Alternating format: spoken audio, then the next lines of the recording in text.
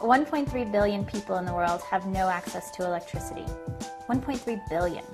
Wow, right? That's almost 20% of the entire planet. Almost 1 in 5 people can't turn on a light in the dark to cook, to read, to do homework.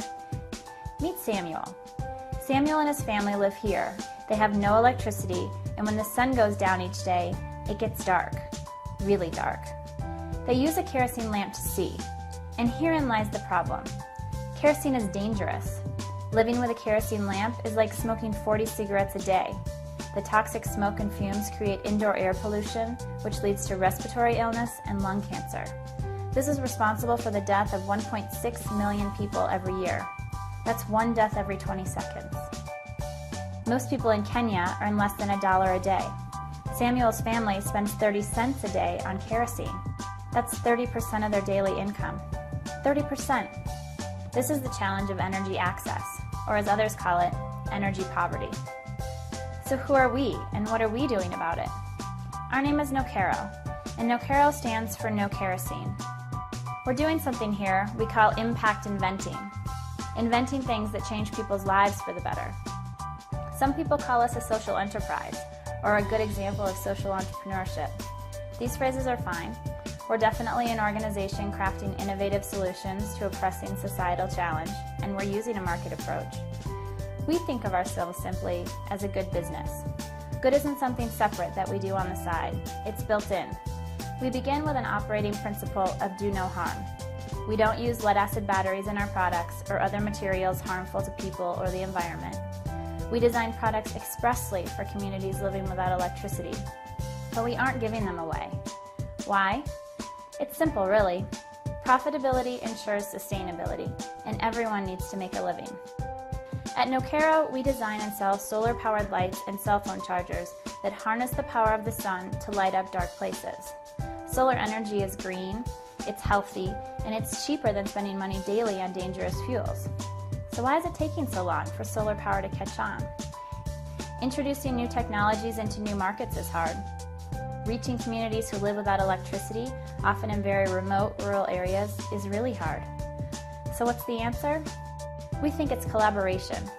We find great partners who live and work in the communities we're trying to reach, and we work with them to meet the needs of the local market. In Haiti, Nokero lights are being sold in clean energy stores. In Uganda, by door-to-door saleswomen known as Solar Sisters. And in India, by boys on bikes. So this is our philosophy in a nutshell.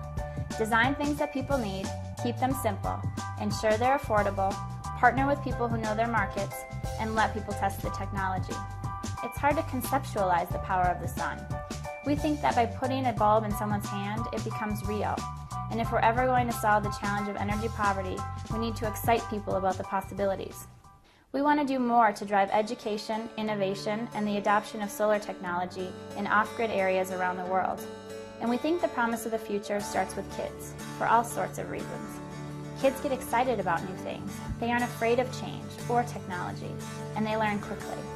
If kids are driving the rapid explosion of cellular technology, social media, and internet gaming around the world, why are we not looking to them to drive the explosion of renewable energy as well? Well, maybe you're not, but we are. We have an idea that we're putting to the test, and we're calling it inventive philanthropy. Philanthropy because we're putting our money where our mouth is, and inventive because we're not giving charity in any traditional sense of the word.